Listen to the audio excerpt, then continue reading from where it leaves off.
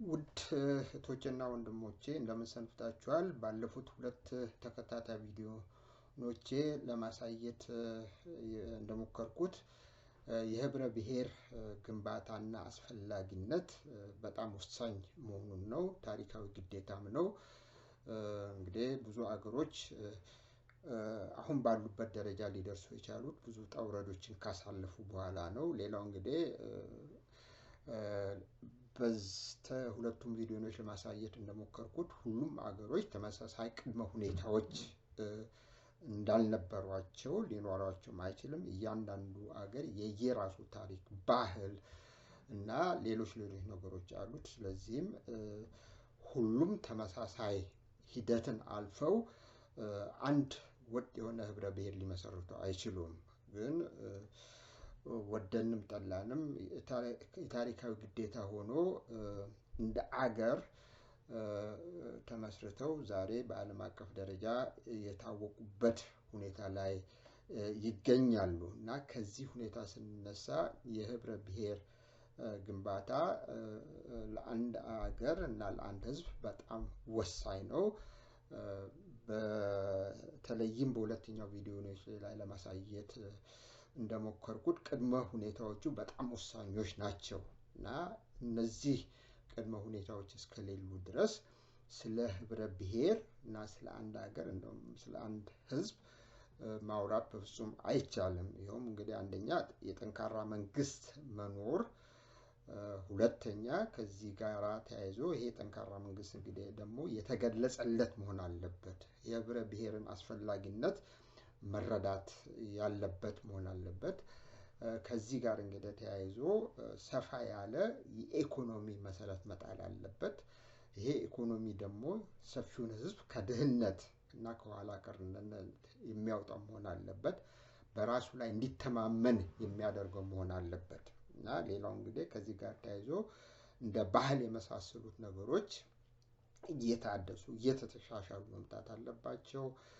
ከዚህም በላይ ሰፋ ባለ መልክ ተቋማት ኢንስቲትዩሽንስ ማለት ነው በየቦታው መገንባት አለባቸው እና እነዚህ ተቋማት ደግሞ በልዩ ልዩ መልክ የሚገለጹና ለሰፊው ህዝብ ልዩ ልዩ ግልጋሎቶችን የሚሰጡ ናቸው እና እነዚህ ነገሮች ሲሟሉ አንድ አገር እና አንድ ህዝብ እንደ ህብረ ብሔር ወይም ደግሞ እንደ ማህበረሰብ ህብረተሰብ ሊጠሩ ይችላሉ።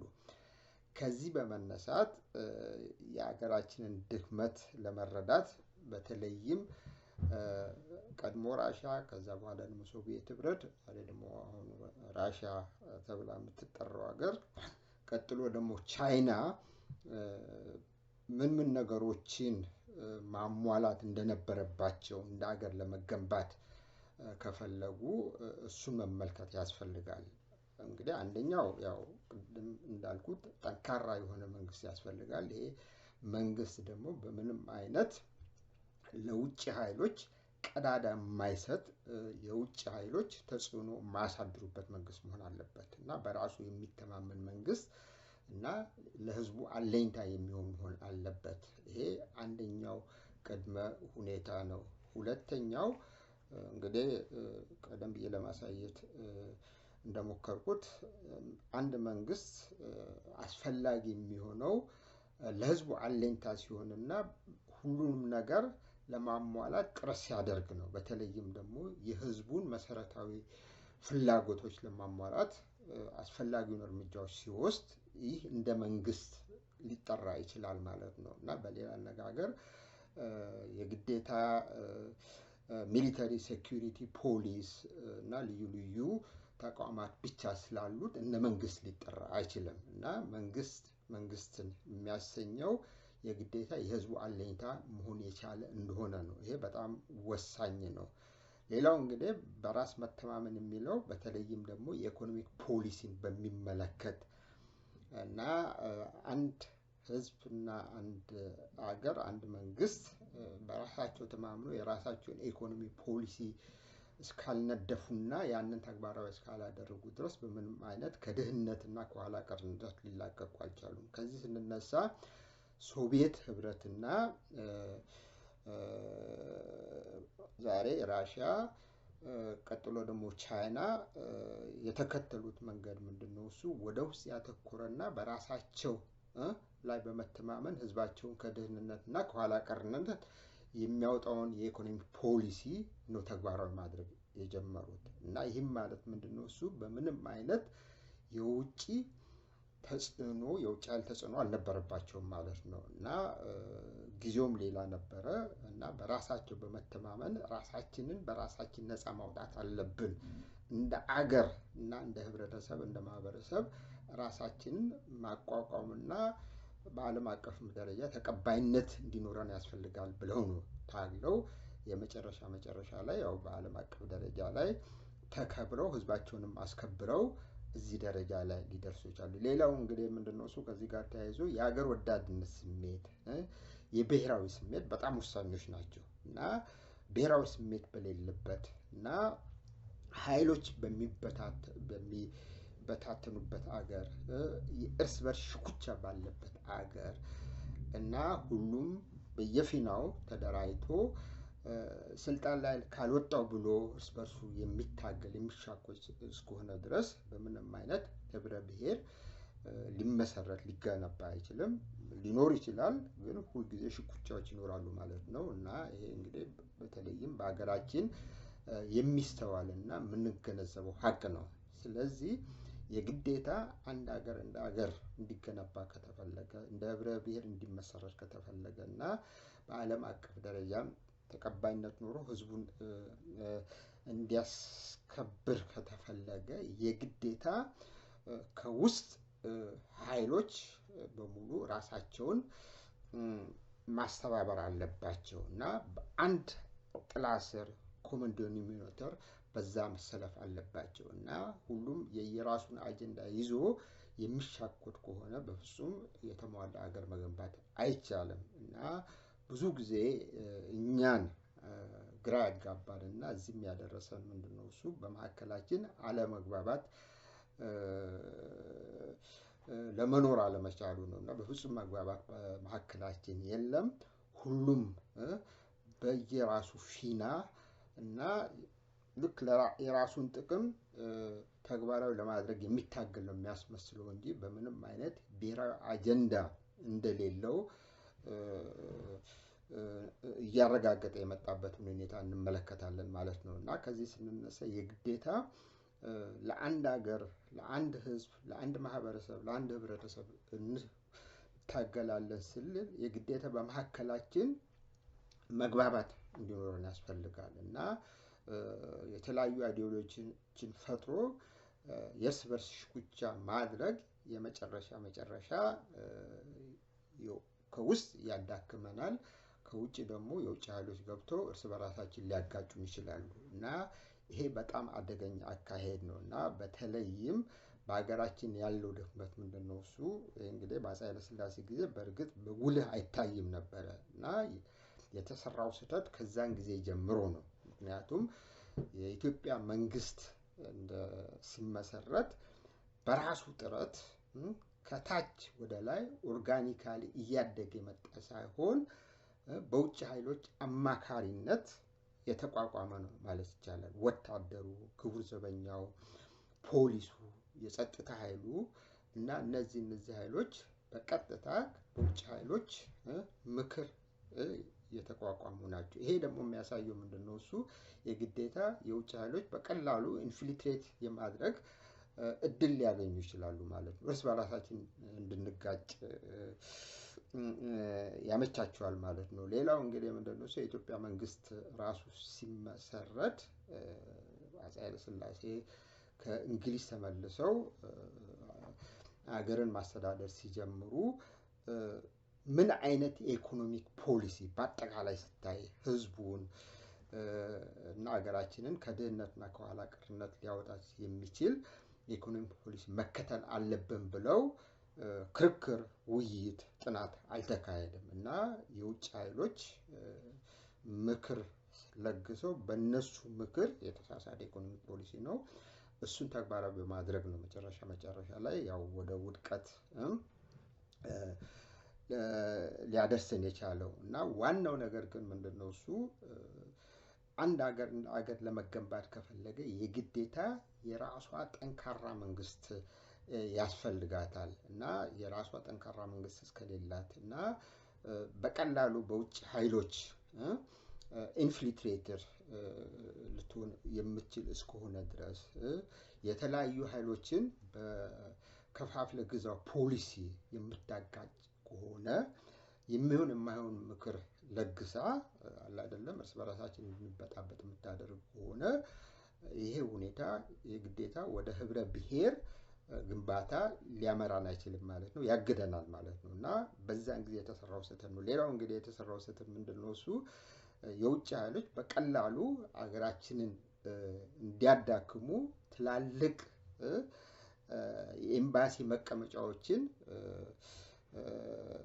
ለክቶ መስጠት ነው ለምሳሌ የአሜሪካን ኤምባሲ ከአንድ ጋሻ በላይ መሬት ላይ ያለው አዲስ አበባ ውስጥ እንግሊዝም እንደዚህ ያለው ጀርመንም እንደዚህ ያሉ ሌሎችም አላቸው እና ይሄ ራሱ ለውጭ ኃይሎች አለ አይደለም እንደፈለጉ በውስጥ ፖሊሲያችን ላይ እንዲገቡ አመቺ ሁኔታ ይፈጥርላቸዋል ማለት ነውና ልዩ አይነት ከበሬታን እንዲያገኙና መንግስቱን እንደፈለጉት ሊጫወቱበት ይችላሉ ማለት ነው ይሄ ሁኔታ ደግሞ በተለይም ደርግ ስልጣን ላይ ከወጣ በኋላ የተለያዩ ኃይሎችን በመጠቀም የደርግን መንግስት ለመጣል አመቺ ሁኔታ ፈጥሮላቸዋል ማለት ነው ይሄ ደግሞ በራሱ በመጽሐፍ ተመዝግቦ ተቀምጧል አንድ ወጣት ወታደር መኮንን አገር ወዳድ ይሄንን ዘግቦ በሚገባ አስቀምጦታል እና በመጽሐፍ መልክ ተደርሶ ተቀምጧል እና ባጭሩ ምንድነው እሱ አንድ ሀገር እንደ ሀገር እንዲገነባ ከተፈለገ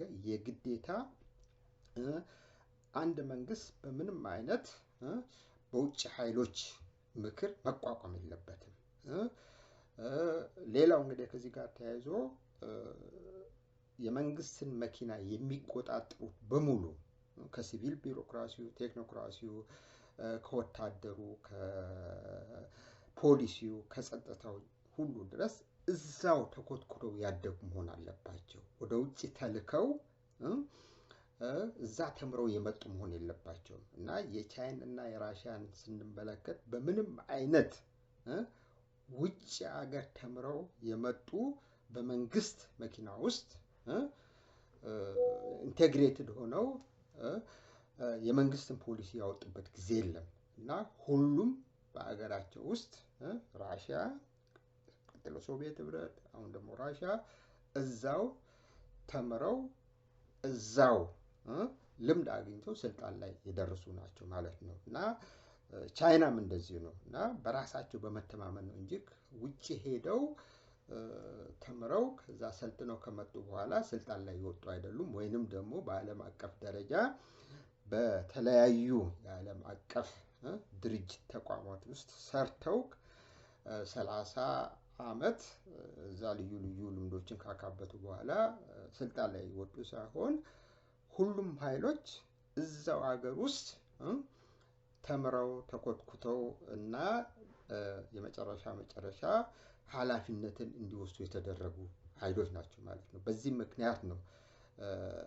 ራሺያ ሶቪየት ህብረት አሁን ደግሞ ራሺያ ቻይና በተሳካ መልክ እንደ አገር ሊኖሩ ይችላሉት ወደ ሲንጋፖርም ስንሄድ እንደዚህ አይነት ነገር እንመለከታለን ጃፓንም እስከ ተወሰነ ደረጃ ድረስ በተለይም በ1868 ዓመተ ምህረት የሜይ ዲናስቲ ያደረገው ምንድነው እሱ በርግጥ ወጣት ኃይሎችን ወደ ውጭ ልኮ የተለያዩ ሀገሮች ፈረንሳይ ጀርመን አሜሪካ እና እንግሊዝ ልዩ ልዩ ልምዶችን ቀስሞ እንዲመጡ አድርጓል እና ከዛ በኋላ ያው አንዳንዶቹ አላስፈላጊ ሆነው በመገኘታቸው እነሱ እንዲወገዱ ከተደረጉ በኋላ በራሱ ጥረት ነው የራሱን አገር መገንባት የቻለው ማለት ነው እና ደቡብ ኮሪያም ሞሮሌስ ይሄንን መንገድ ነው የተከተለችው እና ባጭሩ ለማለት የምፈልገው ምንድነው እሱ እያንዳንዱ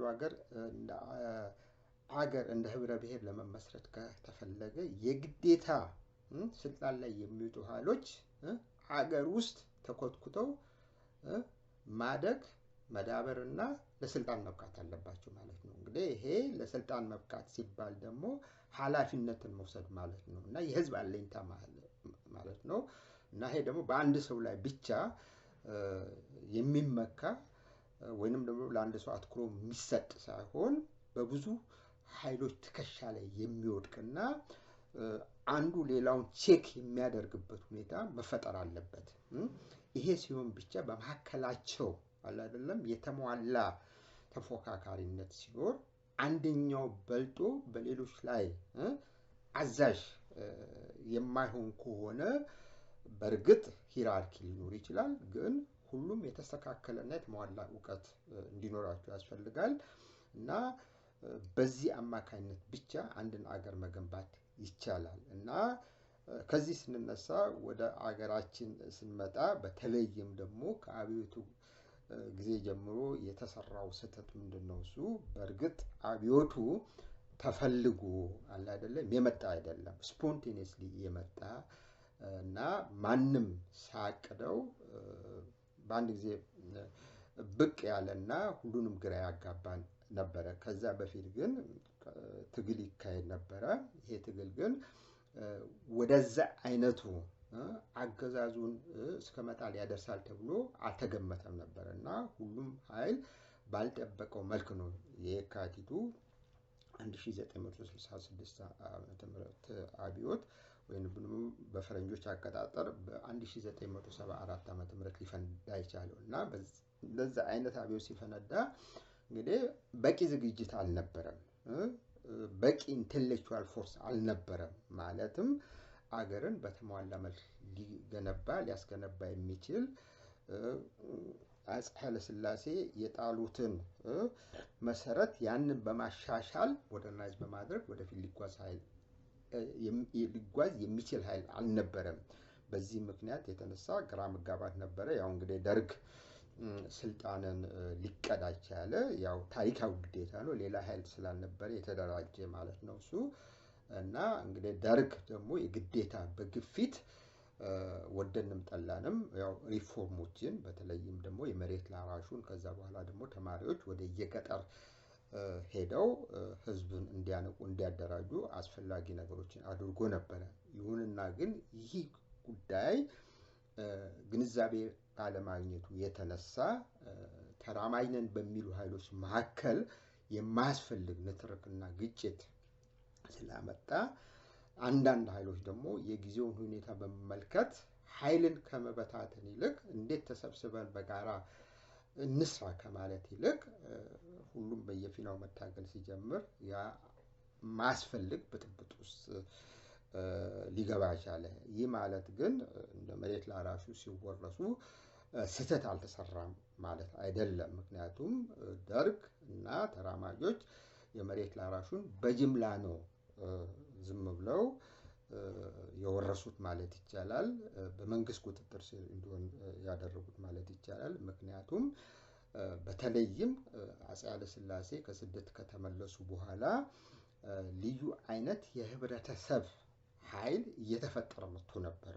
ራሱን እየቻለ ሀብት እያዳበረ መሬት እየገዛ እያረሰ ቀስ በቀስ ወደ ከበርቴነት ሊለወጥ የሚችል ኃይል ተፈጥሮ ነበረ። ይሄ የማይካድ ነው እና ይሄንን በሙሉ እንዳለ ፊውዳል አድርገው በመፈረጅ ሁሉንም ሀብቱን ወርሰው እና መጨረሻ ላይ ወደ ድህነት ጥለውታል ማለት ነው።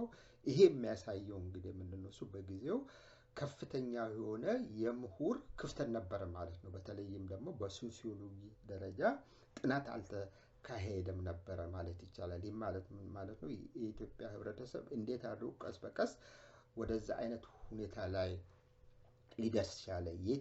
የትኞቹ ኃይሎች ነበሩ አለ አይደለም እስከ ተወሰነ ደረጃ ድረስ አነሰም በዛም ለእድገት አመቺ ሁኔታን የፈጠሩትና በራሳቸው ጥረት የተሻለ ደረጃ ላይ ሊደርሱ የቻሉት የሚለው በቂ ጥናት አልተደረገም እና በዛ ላይ አትኩሮ ስላልተደረገ ሁሉንም በጅምላ በመፈረጅ መሬት ያላቸውን እየገዙ ወደ ከበርቴነት ሊለወጡ የቻሉትን ኃይሎች ዝም ብለው በጅምላ ፊውዳል በማለት እና መሬታቸውንና ሀብታቸውን በመውረስ መጨረሻ ላይ እንደዚህ አይነት ኪኦቲክ ሁኔታ ሊፈጠር ይችላል ማለት ነው እና ይህንን ሁኔታ ስንመለከት አላስፈላጊ ነበረ እና ሌላው እንግዲህ ከዚህ ጋር ተያይዞ በተለይም ደግሞ ይህንን እንኳን ዝም ብለን ብናልፈው ዝም ብሎ በደፈናው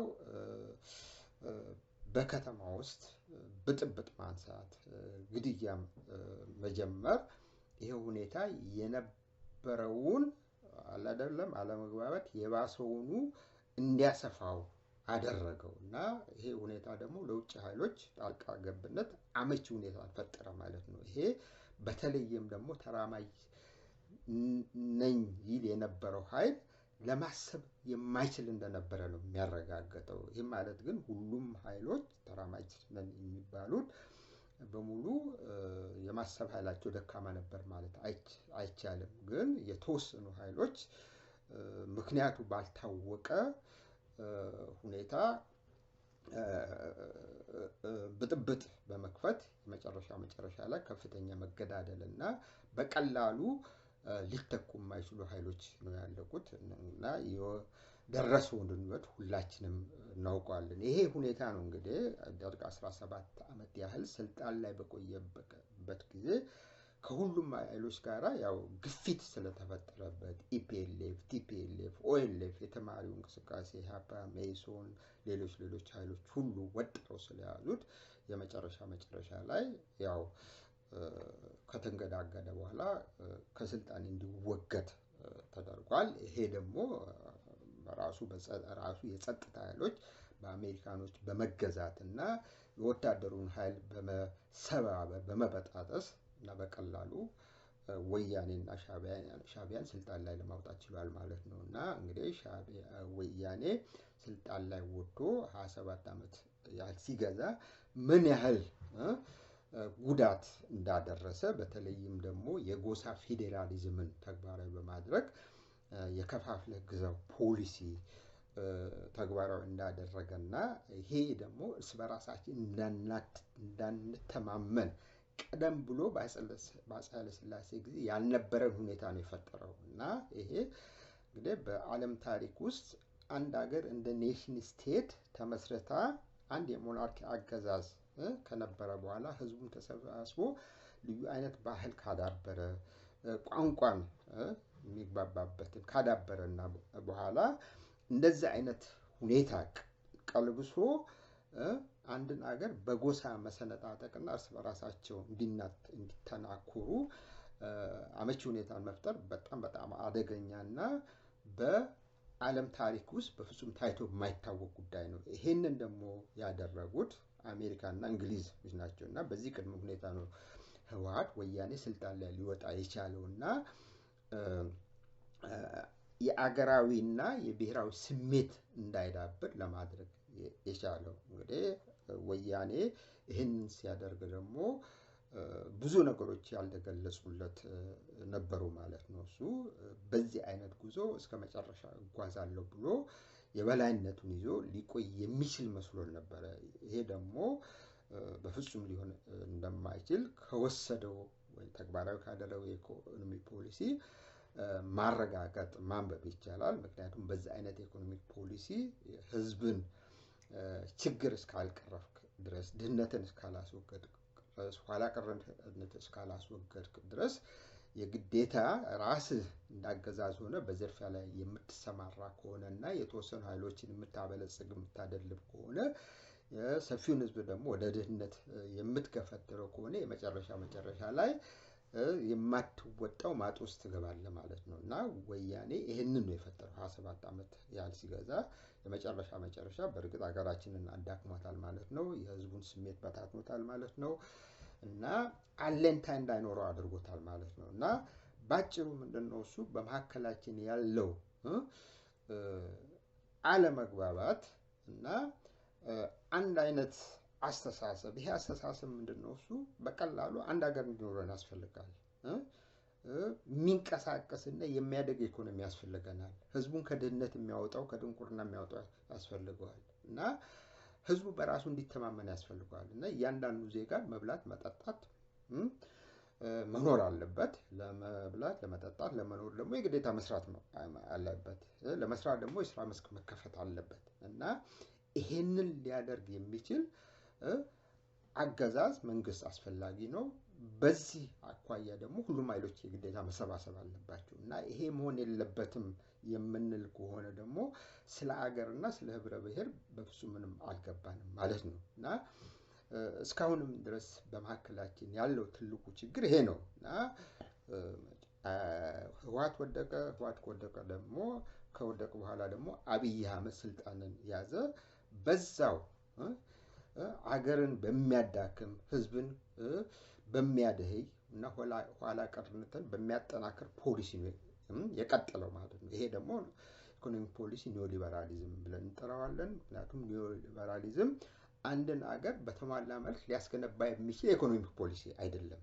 በማንኛውም የካፒታሊስት ሀገር ሆነ በራሽያ፣ በቻይና፣ በጃፓን፣ በደቡብ ኮሪያ፣ በታይዋን፣ በሲንጋፖር በፍጹም ተግባራዊ ያልሆነ ኢኮኖሚክ ፖሊሲ ነው እና እንዴት ተደርጎ በአገራችን ምድር ወያኔ ህወሓት 27 ዓመት ከዛ በኋላ ደግሞ የአብይ አህመድ አገዛዝ 8 ዓመት በሙሉ ተመሳሳይ የሆነ ኢኮኖሚክ ፖሊሲ የህዝቡን ችግር የማይቀርፍ የኢኮኖሚክ ፖሊሲ በተከታታይ ተግባራዊ ያደርጋሉ እና እንደምናየው የኢትዮጵያ ብር ያው በተከታታይ ያው ከዶላር ጋር ሲወዳደር ዝቅ እያለ የመጣ ነው። ዲቫሉዌሽን ብለን እንጠራዋለን። ይሄ ደግሞ በዓለም አቀፍ ደረጃ በተለይም በካፒታሊስት ሀገሮች ውስጥ ተግባራዊ ሆኖ የማውቅ ፖሊሲ ነው። በትምህርት ቤቱ ውስጥም ኢኮኖሚክስ ተመርያለሁ፣ ኢኮኖሚክ ዴቨሎፕመንት ተመርያለሁ።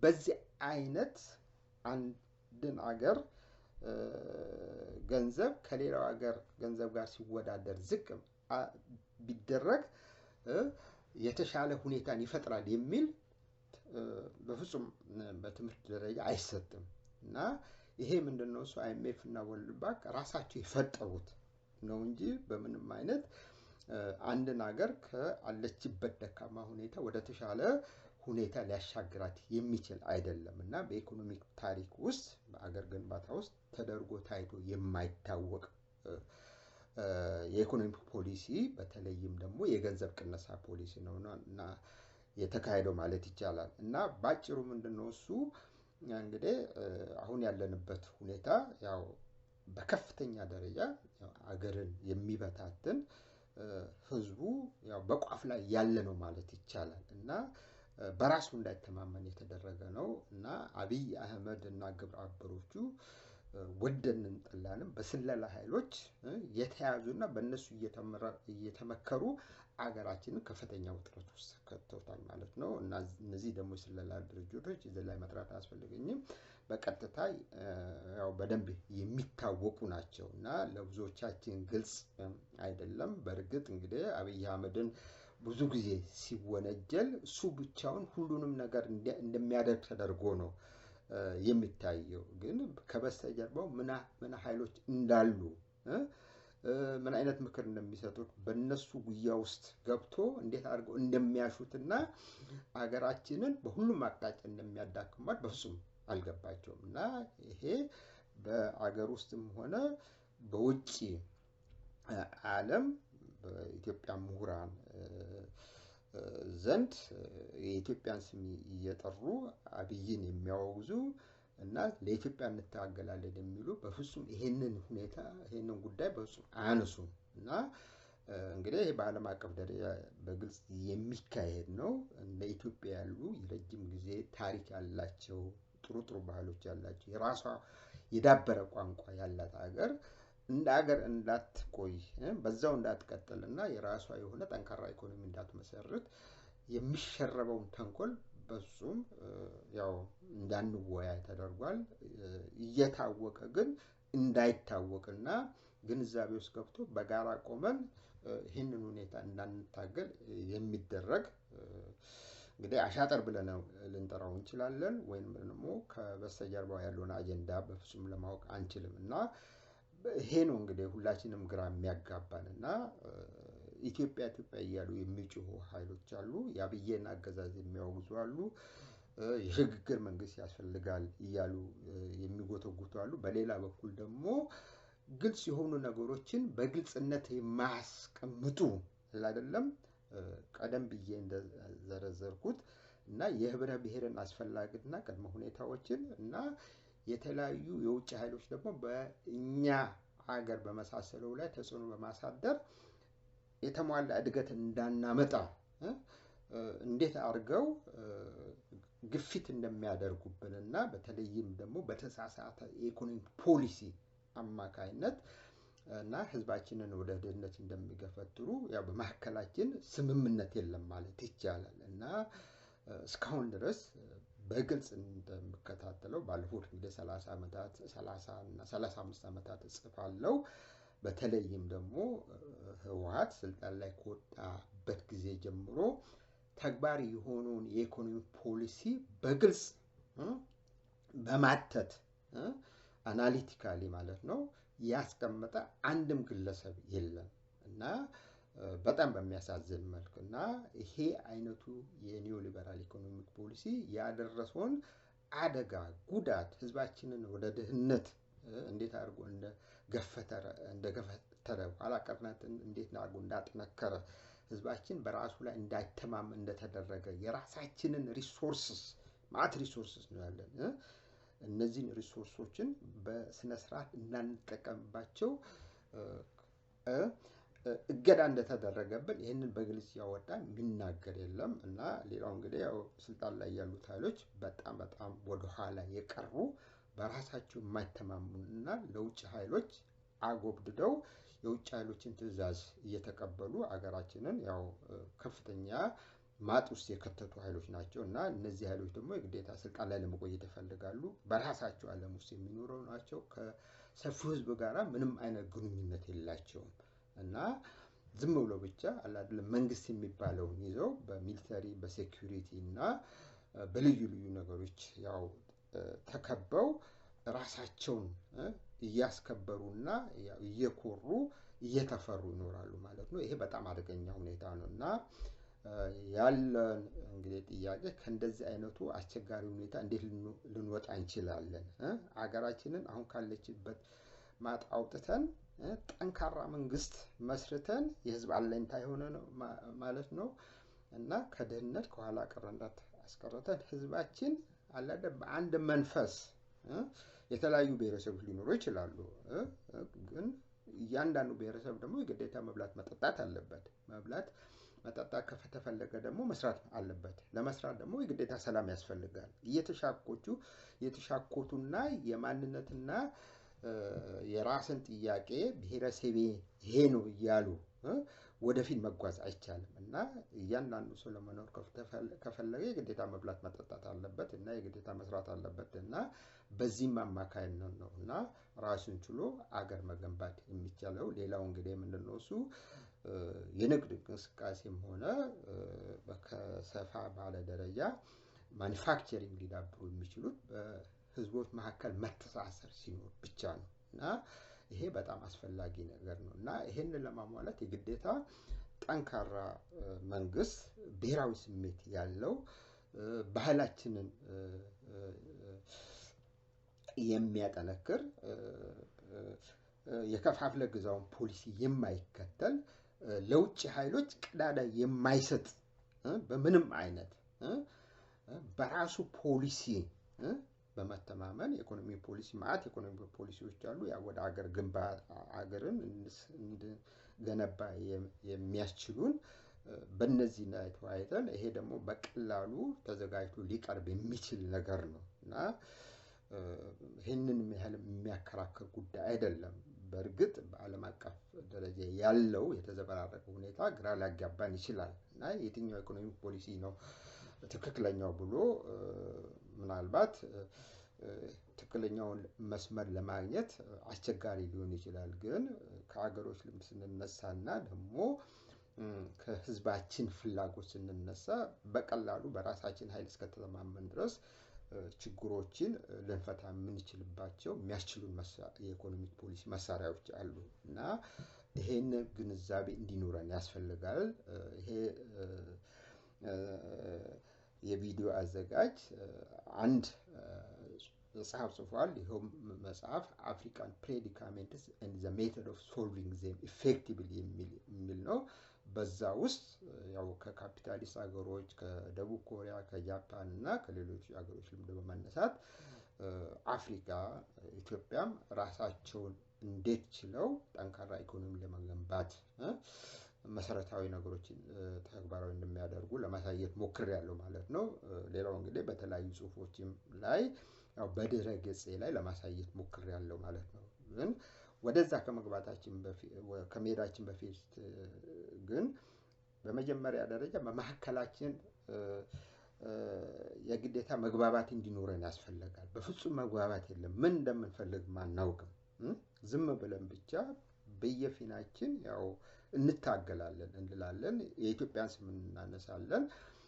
አስቸጋሪ ሁኔታዎች ሲፈጠሩ ሰላማዊ ሰልፍ እናደርጋለን እና ይሄ አይነቱ የትግል አካሄድ ትክክል አይደለም እና አንድ ሀገር በተሟላ መልክ እንዲገነባ ከተፈለገ የግዴታ ቴዎሬቲካል ኖሌጅ ያስፈልጋል፣ ሳይንቲፊክ ኖሌጅ ያስፈልጋል እና ቴዎሬቲካል እና ሳይንቲፊክ ኖሌጅ የሚያስፈልጉት ደግሞ አንድን ህብረተሰብ ያለበትን ችግር ለመመርመርና መፍትሄ ለማቅረብ ነው እና ሀገሮች በሙሉ በተለይም በዚህ አማካይ ነው የተገነቡት። እንደ ጀርመን ቀደም ብሎ በ17ኛው በ18ኛው በ19ኛው ክፍለ ዘመን በዛን ጊዜ የነበሩ ምሁራን የሀገራቸውን ችግር በማወቅ በተለይም ደግሞ በጭንቅላት ላይ የሰሩት ስራ ነው እና ሁሉም ነገር ከጭንቅላት የሚመነጭ ስለሆነ በዛ ላይ መስራት ከዛ በመነሳት ደግሞ ሁለገብ የሆነ የትምህርት ፖሊሲ ማውጣት እና ይሄንን ደግሞ ያጠናከረው ሁምቦልት የሚባለው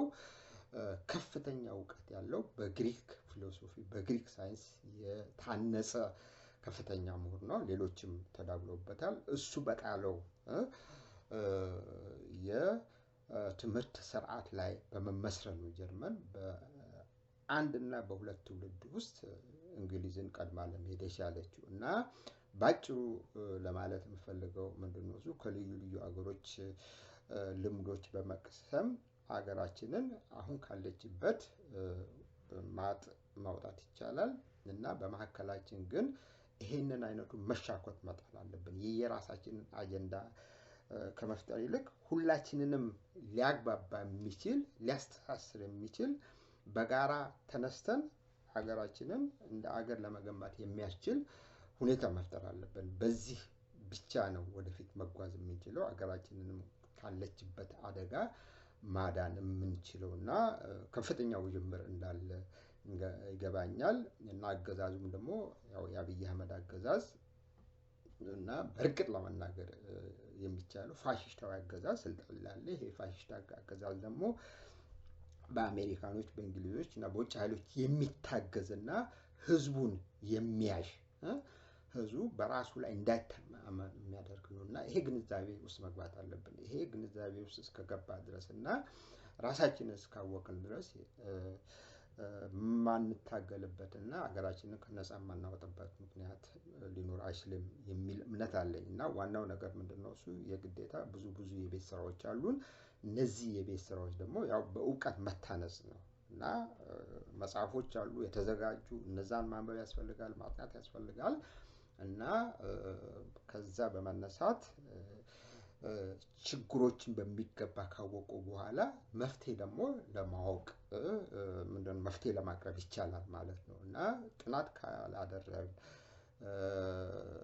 ሪሰርች ካላደረግን በየጊዜው ደግሞ ካልጻፍንና በመካከላችን አንድ አይነት ስምምነት እስከሌለን ድረስ በምንም አይነት ሀገራችንን ነፃ ማውጣት አይቻልም። እንግዲህ አሁን በዓለም አቀፍ ደረጃ የኢትዮጵያ ኃይል ዲስፐርስድ ሆኖ የሚኖር ነው እና ይሄ ሁኔታ ደግሞ ግሎባላይዜሽን የምንለው በከፍተኛ ደረጃ ትልቅ ውዥንብር ውስጥ ከፍቶናል ማለት ነው።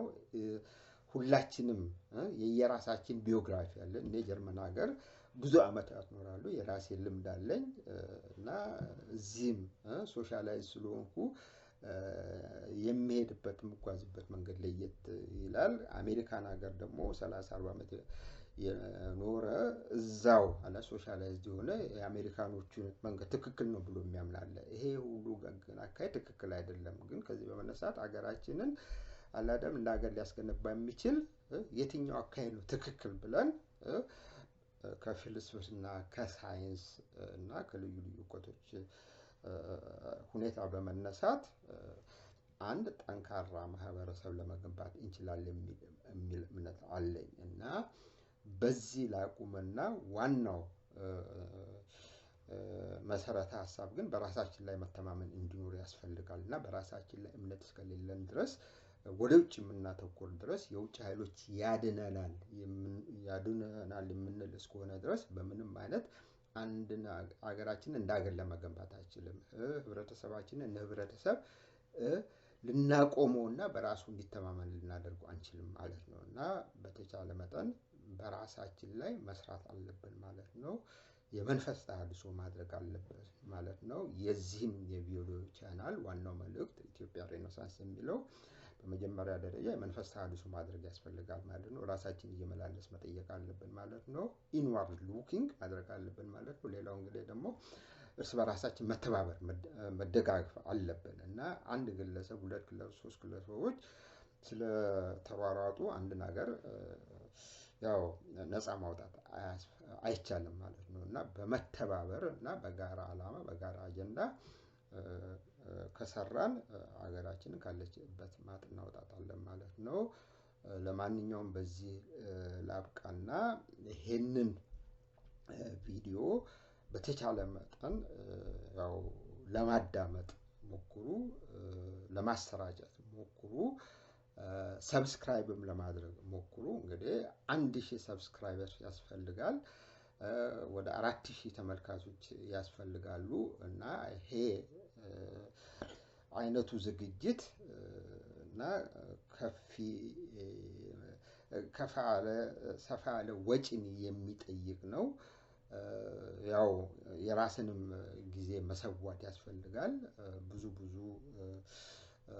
ያው ጥናት ማካሄድ ያስፈልጋል። በእርግጥ እኔ ብዙ ጥናቶችን ማካሄድ አያስፈልገኝም፣ ምክንያቱም ባለፉት 30 ዓመታት ተዘጋጅቻለሁ። ግን ማቴሪያሎችን አዘጋጅቼ አስቀምጫለሁ። በዛ ላይ ያው አንዳንዶች እየተመላለስኩ አዳዲስ ነገሮች ሳገኝ ደግሞ እያነበብኩ እንትን እላለሁ ማለት ነው እና ለማንኛውም ምንድነው እሱ በተቻለ መጠን ይህንን ቪዲዮ ማሰራጨት አለብን እና እንዲቀጥል ከተፈለገ እና የግዴታ እርዳታ እገዛ ያስፈልጋል ማለት ነው እና በተቻለ መጠን እና ለማሰራጨት እና ለማራባት ሞክሩ።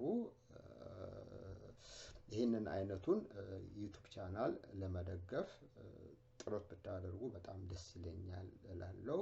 በሚቀጥለው የቪዲዮ ስርጭቴ ደግሞ ለየት ባለ መልክ ተዘጋጅቼ እቀርባለሁ።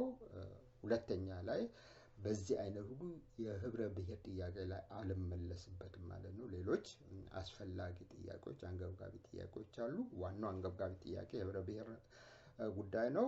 ሌሎች እንግዲህ እንትኖች ጉዳዮች እንደ መንግስት የፖለቲካ ጉዳይ፣ የኢኮኖሚ ጉዳይ እና የሰላም ምናምን ሌሎች ጉዳዮች አሉ እና ሌሎች የሚነሱ ማዕት ጥያቄዎች አሉ እና ነገሩም በቀላሉ መቋጠሪያ የሚያገኝ አይደለም እና ዋናው ነገር ምንድነው እሱ እንደዚህ አይነቱን ቪዲዮዎች እያዳመጡ ማሰራጨት ከተቻለ እኔም ያው የመበረታታት ኃይል አገኛለሁ ማለት ነው። መንፈሴም ይጠነክራል፣ በዚህ ገፋበታለሁ ማለት ነው እና ለማንኛውም እስከሚቀጥለው ቪዲዮዎች ድረስ ጤንነታችሁ ይጠበቅላለሁ። መልካም ጊዜ እስከዚያው ጊዜ ድረስ